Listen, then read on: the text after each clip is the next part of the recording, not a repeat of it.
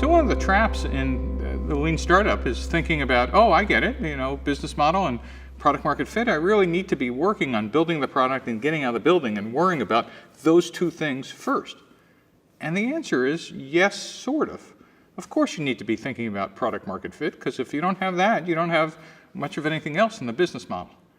But the trap is to think that this is the only thing you need to learn, and that you could outsource. Oh, if it's manufacturing, we'll send someone to China to go learn about it.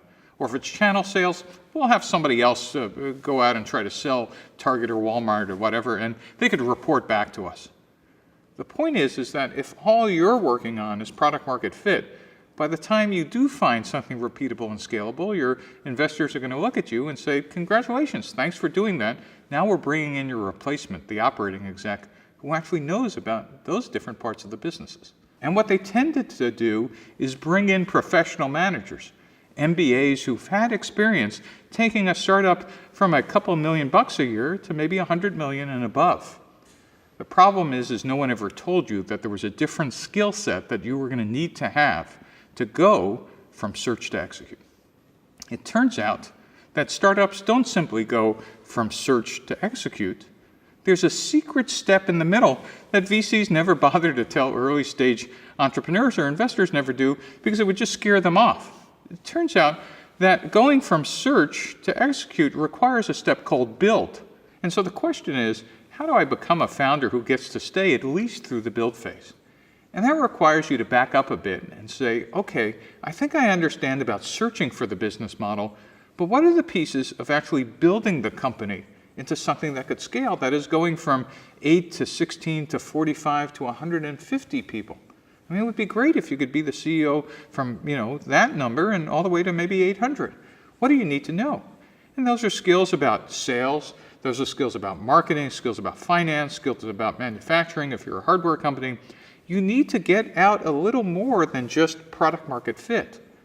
And if you're interested in doing that, it ought to be a conscious choice that while you're working on the core parts of the company, you're actually up and looking around and getting advisors and consultants who can actually teach you how to learn rather than just do it for you.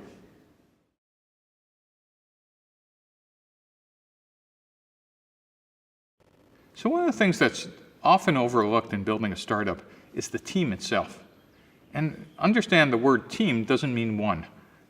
One of the biggest mistakes founders make is thinking it's just about a single person. I've very rarely seen a startup that didn't have multiple people on it, all with complementary skills. It's very easy to pick a monoculture of all design engineers or UI engineers or hardware engineers, but I've seen startups actually work best when you had people with overlapping skills. Something else that also gets overlooked is that you want complementary temperaments. Startups are probably one of the most stressful activities you're ever going to encounter. Somewhere near a third and half of startup teams never even make it to funding because they melt down beforehand. What you really want to do is see if you could find a startup weekend or some lean startup machine or some Kauffman exercise where you can actually work together for 3 months or so, or at least a couple weeks under stress, and see what happens when the heat really gets turned up. So number one is you need overlapping skills, and number two is you need complementary temperaments.